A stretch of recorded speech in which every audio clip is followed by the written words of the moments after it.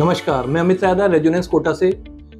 आज अपन जो बात करेंगे इस समय सबसे हॉट टॉपिक के ऊपर इंजीनियरिंग के लिए रिलेटेड, वो है जोसा काउंसलिंग। हर एक बच्चा संशय में है कि जोसा काउंसलिंग में क्या करना है, कैसे करना है, क्या भरूं क्या नहीं भरूं, इसका मतलब क्या है, उसका मतलब क्या है। ऐसे कई सारे क्वेश्चन है जो बच्चों के दिमाग में घूम रहे हैं। उन सब क्वेश्चन को हम यहाँ पे बारी बारी लेंगे, उनको बारी बारी एड्रेस करेंगे ताकि बच्चों को एक डायरेक्शन मिल सके सही चॉइस फिलिंग भरने में। सबसे पहले इसमें बात करनी कि चॉइस फिलिंग कैसे करनी चाहिए। चॉइस फिलिंग करने का बेसिक रूल, बॉटम लाइन जिसको कहते हैं, वो ये है कि जो आपको सबसे ज्यादा चाहिए वो ऊपर ही ऊपर रखें। मिलेगा नहीं मिलेगा दूसरी बात है, लेकिन जो सबसे ज्यादा चाहिए उसको ऊपर ही ऊपर रखें। क्योंकि जब जोसा सीट अलॉटमेंट चालू करेगी तो आपकी फर्स्ट चॉइस दिखेगी। फर्स्ट चॉइस पे अगर आपको आपके रैंक पे मिल रहा होगा तो वो आपको दे देगी, सेकंड चॉइस पे नहीं आएगी। इसको ऐसे समझे कि मान लीजिए आपने 50 चॉइस भरी है और आपको 25वीं चॉइस मिल गई है, तो जोसा कभी 26 से लेकर 50 तक देखेगी ही नहीं और फर्दर राउंड में 1 से लेकर 24 तक ही बात करेगी। यानी कि अपने को जो चाहिए वो ऊपर ही ऊपर होना चाहिए। ठीक है, अब अपन जो चॉइस फिलिंग कर रहे हैं उसके हिसाब से अपन ये सही कर रहे हैं या नहीं कर रहे हैं, इसके लिए जोसा अपन को मौके 1 नहीं 2 देती है, और वो मौके कहलाते हैं मॉक एलोगेशन। मॉक एलोगेशन होता है कि आपने आज तक जो भरा है, ऐसे पूरी दुनिया में, पूरे इंडिया में सभी बच्चों ने भरा है, तो वो जो सीट एलोगेशन अगर ये फाइनल होता है तो आपको क्या सीट मिलती है। तो पहला मॉक एलोगेशन जो है वो 25 जून को है, यानी 24 जून शाम तक 5 बजे तक आप जो चॉइस फिलिंग कर देंगे, अगर वही चॉइस फिलिंग फाइनल मान ली जाए तो आपको क्या सीट मिलती है। उस मॉक एलोगेशन के हिसाब से आप ये चेक कर सकते हैं कि आपकी चॉइस फिलिंग सही है या नहीं है। ऐसा तो नहीं आपको 3 नंबर की मिल रही है और जो सबसे ज्यादा चाहिए तो 6 नंबर पे लिखी हुई है, तो आप 6 नंबर को उठा के 3 के ऊपर कीजिए।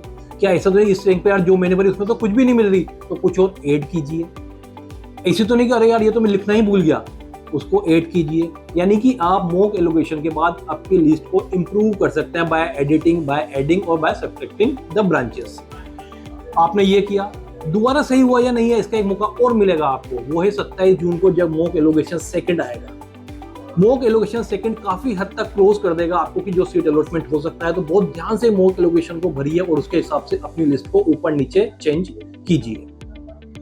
इसके अलावा एक बच्चे गलती और करते हैं चॉइस फिलिंग में सीट भरने की, उसमें कि उसमें 2 ऑप्शन होते हैं नीचे, एक सेव होता है, एक लॉक होता है। दोनों बच्चे समझ नहीं पाते मुझे क्या करना है, सेव करना है या लॉक करना है। तो यहाँ पर मैं स्ट्रांगली रिकमेंड कर रहा हूं कि आपको सिर्फ और सिर्फ सेव करना है, लॉक नहीं करना है। फिर बोल रहा हूं मैं कि आपको चॉइस फिलिंग सेव करनी है, लॉक नहीं करनी है अंटिल द लास्ट डेट। क्योंकि सेव करने के बाद आपके पास ऑप्शंस होते हैं अपनी लिस्ट को एडिट करने के, ऐड करने के लिए। यानी कि आप अपनी लिस्ट को एडिट कर सकते हैं, कस्टमाइज कर सकते हैं अगर आपने सेव किए तो। अगर आपने लॉक कर दी तो वो उसके बाद आप उसमें कोई भी चेंज नहीं कर सकते हैं। इसलिए स्ट्रॉन्गली रिकमेंडेड कि फिलिंग को सिर्फ और सिर्फ सेव कीजिए, लॉक कभी मत कीजिए। कई बच्चों का इसमें डाउट हो सकता है कि सर ऐसा नहीं हो कि लास्ट डेट पर हम उसको लॉक करना भूल जाएं या मौका नहीं लगे।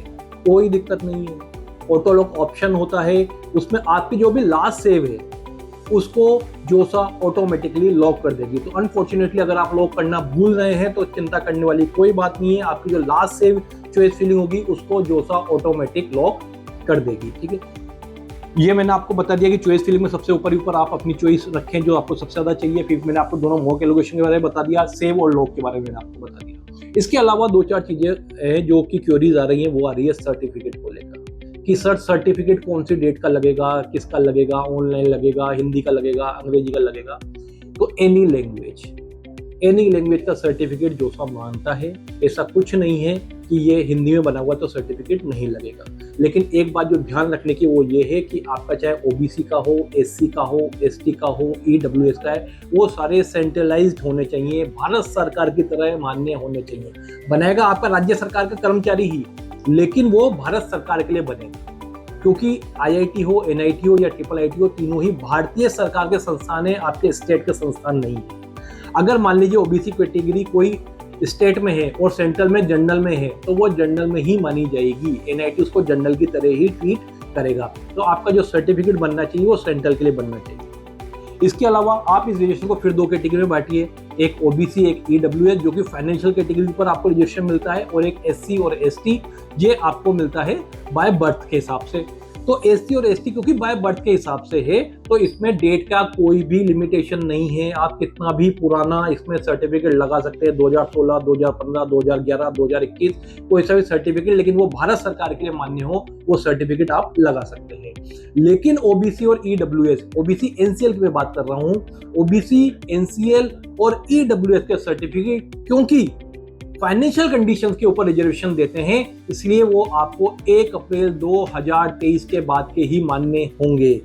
यानी कोई भी ओबीसी सर्टिफिकेट, ओबीसी एनसीएल में आप हैं, 1 अप्रैल 2023 के बाद वो सर्टिफिकेट जारी होना चाहिए, वो ही जोसा उसको मानेगा। तो ये मेरे हिसाब से सर्टिफिकेट की मैंने बात क्लियर कर दी है। इसमें एक रिजेक्शन बचता है, दैट इज फिजिकल हैंडीकैप जो बच्चे होते हैं, उसमें सर्टिफिकेट किसी भी मेडिकल रिप्रेजेंटेटिव यानी डॉक्टर से आप बनवा सकते हैं जिसके पास एमबीबीएस की डिग्री हो, जिसके पास ऑथराइजेशन हो भारत सरकार की तरफ से यहाँ पर सर्विसेज देने का, उससे आप बनवा सकते हैं। उसमें आपकी डिसेबिलिटी 40% से ज़्यादा होनी चाहिए। 40% या 40% से कम है आपकी डिसेबिलिटी तो वो आपको इस कैटेगरी में नहीं रखेगा। और मेरा एक आपसे यहाँ पर है कि कई बार बच्चे क्या करते हैं 35-40%, 35-38% होती है तो डिसेबिलिटी को बुला के 40% अप करा देते हैं।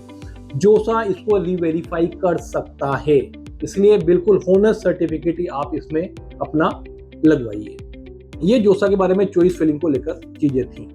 अब अपन दूसरी बात करते हैं कि 30 जून सुबह 10 बजे जब पहला सीट एलोकेशन आएगा तब आपको क्या करना है। इसमें देखिए, सबसे पहले तो जो भी आपको सीट मिली है, सीट वही मिलेगी जो आप चॉइस फिलिंग में भरेंगे। तो जो भी सीट आपको मिली है सबसे पहले उसकी फीस जमा कराइए, डॉक्यूमेंट वेरीफाई करिए। नहीं साहब मुझे नहीं चाहिए, मुझे तो अगले राउंड में जाना है, कोई बात नहीं, लेकिन आपने लिखी है तो आपको उसको एक्सेप्ट करनी पड़ेगी। आप उसको एक्सेप्ट कीजिए बाय डिपॉजिटिंग द फी। ये सब कुछ ऑनलाइन होगा, ऑफलाइन कोई भी काउंसलिंग नहीं होगी, ऑनलाइन होगी। सिर्फ फिजिकल हैंडीकैप बच्चों की ही ऑफलाइन काउंसलिंग होगी, ठीक है। इन बाकी सब बच्चों की ऑनलाइन ही काउंसलिंग होगी। आप डॉक्यूमेंट वेरीफाई करवाइए और फी डिपॉजिट कीजिए। और अगले राउंड में जाने के लिए वो आपको ऑप्शन देगा। वो ऑप्शन 3 तरह के होंगे, पहला होगा फ्लोट, दूसरा होगा स्लाइड, तीसरा होगा फ्रीज। अब इसमें अपन बात करते हैं फ्लोट का मतलब, जैसा आप समझ रहे हैं कि आपको जो भी चॉइस मिली, अगेन अपन वही एग्जांपल लेते हैं कि मान लीजिए 1 से लेकर 50 में आपको 25वें नंबर की सीट मिल जाती है और आप चाहते हैं कि नहीं यार मुझे ऊपर कुछ और मिले, 1 से लेकर 24 तक जो भी मैंने लिखा है, चाहे कोई भी कॉलेज हो चाहे कोई भी ब्रांच हो, तो आपको फ्लोट ऑप्शन को ऑप्ट करना है। यानी कि आप ब्रांच भी चेंज करना चाहते हैं, कॉलेज भी चेंज करना चाहते हैं, यह करने के लिए आपको फ्लोट ऑप्शन ऑप्ट करना होगा।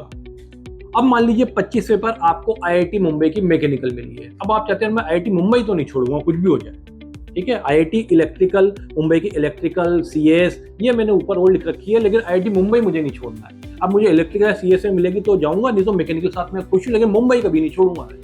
तो आपको स्लाइड ऑप्शन यूज करना है, फ्लोट नहीं करना है, स्लाइड ऑप्शन यूज करना है, जिसमें आपका कॉलेज फिक्स हो जाएगा, लेकिन आप ब्रांच जो आपने ऊपर लिखी हुई है वो आपको मिल सकती है, ठीक है।